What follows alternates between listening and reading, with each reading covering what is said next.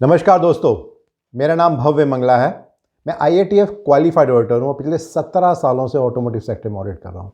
एक और बेहतरीन टॉपिक मैं लेके आया हूँ, वह क्या की डिफरेंस है बिटवीन CP एंड CPK, जो कि SPC statistical process control AIG का जो सेकेंड एडिशन है उसके हिसाब से मैं आपसे बात करने वाला हूँ।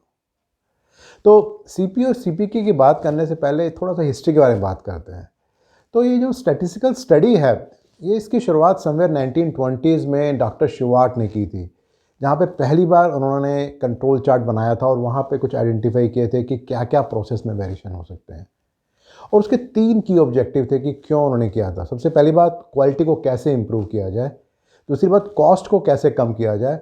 और तीसरी बात, ओवरऑल जो डिलीवरी है उसको हम कैसे इम्प्रूव कर सकते हैं, जो QCD आज के टाइम में पॉपुलर वर्ड है। इन 3 चीज़ों को अचीव करने के लिए स्टैटिस्टिकल टेक्निक शुरू हुई थी। और इन जनरल देखा जाए, जो स्टैटिस्टिकल टेक्निक यूज़ की जाती हैं उसके 2 मेन ऑब्जेक्टिव होते हैं। पहला डिटेक्शन और दूसरा प्रिवेंशन। जब हम डिटेक्ट करते हैं तो हम लॉसेस को मिनिमाइज़ करते हैं, और जब हम प्रिवेंशन की बात करते हैं तो हम लॉसेस को अवॉइड करते हैं। तो इसके बाद जो नेक्स्ट इंपॉर्टेंट बात आती है वो आती है कि जनरली किस किस तरह के वेरिएशंस हैं जो प्रोसेस में आ सकते हैं। तो SPC का मैनुअल कहता है कि 2 तरह के वेरिएशंस होते हैं, एक कॉमन कॉजेज़ होते हैं, एक स्पेशल कॉज होता है। जब हम कॉमन कॉज की बात करते हैं तो उन वेरिएशंस की बात करते हैं जो रूटीन में किसी भी एक काम में, किसी भी एक प्रोसेस में होते ही हैं। और स्पेशल कॉज वो होता है जो वंस इन अ व्हाइल आता है। से फॉर एग्जांपल, अगर मैं यहाँ से वहाँ तक चलता हुआ जा रहा हूँ तो जो भी वेरिएशन मेरी चाल में आ रहा है वो एक कॉमन कॉज है, वो हमेशा ही ऐसे आने वाला है। बट हम उसे स्पेशल कॉज या असाइनेबल कॉज तब बोलते हैं जैसे मैं अचानक ही मेरा पैर फिसल गया या अचानक गड्ढा आ गया और मैं उछल के गया, तो वो रूटीन का नहीं था, वो जो डिफरेंट था वो एक स्पेशल कॉज होता है। तो ये 2 तरह के मेन कॉजेज़ होते हैं जिस कारण से प्रोसेस में वेरिएशन आता है। देन इसके अलावा एक और इम्पॉर्टेंट बात यह है कि जनरली जो भी स्टैटिस्टिकल स्टडी में वेरिएशंस आते हैं उनके क्या क्या कारण हो सकते हैं। तो जनरली 3 तरह के वेरिएशंस की हम बात करते हैं। एक तो लोकेशन एरर की हम बात करते हैं कि हमारा प्रोसेस यहाँ पे सेट है, यहाँ पर सेट है या यहाँ पे सेट है, वो एक लोकेशन एरर की बात करते हैं। देन दूसरी बात हम जो करते हैं वो बात करते हैं विद रिस्पेक्ट टू स्प्रेड, कि वो जो वेरिएशन है वो वेरिएशन इतना है, इतना है, इतना है, इतना है, कितना स्प्रेड है उसकी हम बात करते हैं।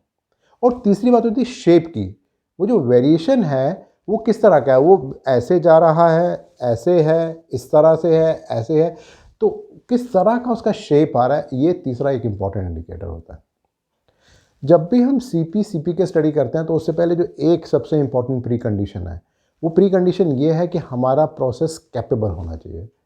जब हम बोलते हैं कैपेबल होना चाहिए, उसका मतलब क्या है? उसका मतलब ये है कि जब हम अपर कंट्रोल लिमिट और लोअर कंट्रोल लिमिट प्लॉट करते हैं तो जितने भी हमारे पॉइंट्स आते हैं वो सब के सब उसके अंदर आने चाहिए और उसके अंदर कोई भी स्पेशल कॉज नहीं होना चाहिए। तो जब ये प्री कंडीशन फुलफिल होती है उसके बाद ही पर्पस सॉल्व होता है CP और CP के स्टडी को मॉनिटर करने का और कैलकुलेट करने का। एक और इम्पॉर्टेंट बात है कि CP और CPK को हमेशा दोनों को इकट्ठे ही देखना है। ऐसा नहीं है कि हम सिर्फ CP को देखेंगे, CPK को नहीं देखेंगे। जब भी हमें एनालाइज करना है दोनों को इकट्ठे ही एनालाइज करना है, तभी उसका पर्पस है और उससे हम जो बेनिफिट ले सकते हैं वो ले सकते हैं। अगर मैं आसान भाषा में बात करूं तो जो CP है वो बात करता है कैपेबिलिटी की और जो CPK है वो बात करता है परफॉर्मेंस की। जब मैं बोलता हूँ कैपेबिलिटी तो इसका मतलब यह है कि जो प्रोसेस में वेरिएशन है वो कितना है, बस उतनी बात करता है। से फॉर एग्जांपल, अगर हमारी स्पेसिफिकेशन लिमिट इतनी है, से फॉर एग्जांपल हम बात करते हैं 5 ± 0.2 यानी कि 4.8 से 5.2 तक की स्पेसिफिकेशन है, और अगर हम बात करते हैं जो प्रोसेस का वेरिएशन है वो इतना है, जो हम बात कर सकते हैं कि 4.9 से 5.1 है, राइट। तो यहाँ जब इतनी बात हम कर रहे हैं तो ये जो बात हो रही है ये सिर्फ बात CP की हो रही है कि हम बात कर रहे हैं कि हमारा प्रोसेस कैपेबल है या नहीं है। बट जब हम CPK की बात करते हैं तो इसके साथ साथ हम ये देखते हैं कि इसकी लोकेशन क्या है।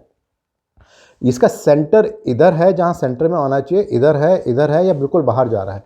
तो जब हम वेरिएशन की बात भी करते हैं और लोकेशन की बात भी करते हैं कि वो लोकेशन कहाँ है, तब हम CPK की बात करते हैं।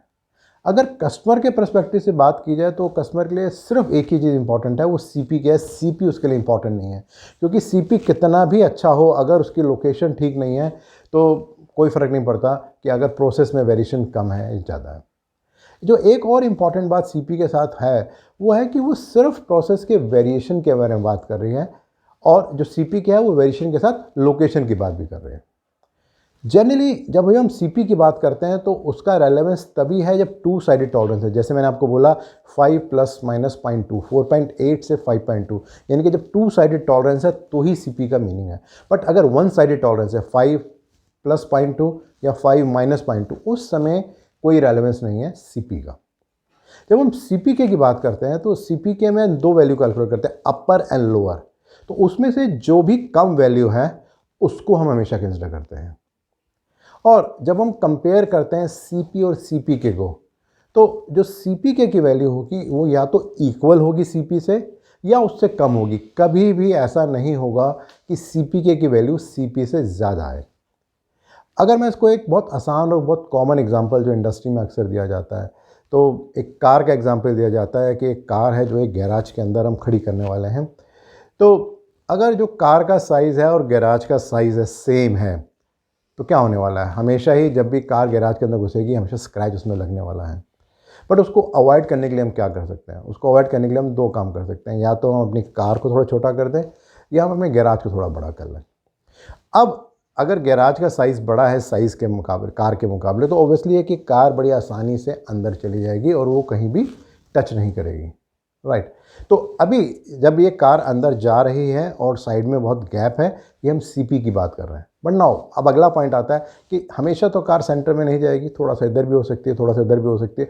तो वो कितना वेरिएशन है और वो कितना इम्पैक्ट कर सकता है विद रिस्पेक्ट टू इसके कि वो टच करेगी नहीं करेगी, यहाँ पे सीपीके की बात करते हैं। तो अगर मैं टेक्निकल लैंग्वेज में बात करूं कि अगर हम मान के चलते हैं कि सीपी 2 है तो सीपीके भी 2 आ सकता है। इसका मतलब क्या हुआ कि जो प्रोसेस वेरिएशन है और जो लोकेशन का एरर है वो निल है, लोकेशन तो बिल्कुल सेंटर में दोनों है। But there is a possibility कि अगर सेंटर शिफ्ट होता है तो सीपी अब भी 2 रहेगा, लेकिन जो सीपीके है वो 2 से 1 हो जाएगा। और अगर लोकेशन और शिफ्ट होती है और अब हम स्पेसिफिकेशन यूनिट के बाहर चले गए तो सीपी अब भी 2 रहने वाला है, लेकिन जो सीपीके है वो 0 हो जाएगा। तो इसका मतलब ये हुआ कि सीपी की एक सर्टन लिमिटेशन है, सर्टन इम्पॉर्टेंस है, लेकिन उसका कोई मीनिंग नहीं है जब तक हम उसको सीपीके के साथ लिंक नहीं करते हैं। कुछ इंडस्ट्री के अगर की चैलेंजेस की अगर बात की जाए, क्या क्या मेन चैलेंज इंडस्ट्री में चल रहे हैं, तो सबसे पहला इंपॉर्टेंट बात तो यह है कि कितना लोगों को क्लैरिटी है कि क्या डिफरेंस है सीपी और सीपीके में। देन दूसरी इंपॉर्टेंट बात है कि अगर हम सीपी और सीपीके कैलकुलेट कर भी रहे हैं तो हमारा इंटेंट क्या है, इतना ही कि 1.33 या 1.67 आए, या हम एक्चुअली में देखना चाहते हैं कि हमारे प्रोसेस में कितना वेरिएशन आ रहा है और उसको हम कैसे कंट्रोल कर सकते हैं। जो तीसरी इंपॉर्टेंट बात है वो ये है कि हम जब भी सीपीके कैलकुलेट कर रहे हैं तो अक्सर बहुत कॉमन होता है इंडस्ट्री में, हम कहते हैं कि 3 महीने में एक बार हम चेक करेंगे कि हमारा प्रोसेस कैपेबिलिटी स्टडी कैसी है। अगर हम upper control limit, lower control limit plot करके अपने प्रोसेस की वेरिएशन रेगुलरली चेक नहीं कर रहे हैं और सिर्फ वंस इन अ व्हाइल कर रहे हैं, तो इसका मतलब या तो वहाँ पे प्रोसेस कैपेबिलिटी स्टडी लगाने की आवश्यकता ही नहीं थी, या अगर हम कर भी रहे हैं तो उसका कोई मीनिंग नहीं है। And then fourth and most important, अक्सर लोग ऐसा सोचते हैं कि जो सीपीके स्टडी है वो प्रोडक्ट के वेरिएशन को कंट्रोल करने के लिए है, बट एक्चुअली में उसका इंटेंट उस प्रोसेस से है जिससे वो प्रोडक्ट का वेरिएशन है, तो उसको हमें कंट्रोल करना है जिससे कि हमारा प्रोडक्ट ठीक है। सो ओवरऑल अगर मैं एक समरी की बात करूं तो जब हम सीपी की बात करते हैं तो हम बात करते हैं कैपेबिलिटी की, और जब हम सीपीके की बात करते हैं तो हम बात करते हैं परफॉर्मेंस की। मेरा जो अगला टॉपिक रहेगा वो रहेगा क्या की डिफरेंस है between common cause and special cause. आपके रेगुलरली बहुत सारे फीडबैक्स आ रहे हैं और मुझे हेल्प कर रहे हैं अंडरस्टैंड करने के लिए आपकी क्या एक्सपेक्टेशन है, सो प्लीज़ आप उसे कंटिन्यू कीजिए। और इस पर्टिकुलर वीडियो को अगर आप और डिटेल में समझना चाहते हैं तो नीचे एक ब्लॉग है, उसको आप क्लिक करेंगे तो और डिटेल में इसके बारे में आपको जानकारी मिलेगी। और अगर आपको लगता है कि इस तरह के वीडियोज़ और ब्लॉग्स यूज़फुल हैं और आपको हेल्प कर रहे हैं तो आप मेरे यूट्यूब चैनल और मेरी वेबसाइट भव्य मंगला को सब्सक्राइब भी कर सकते हैं। धन्यवाद।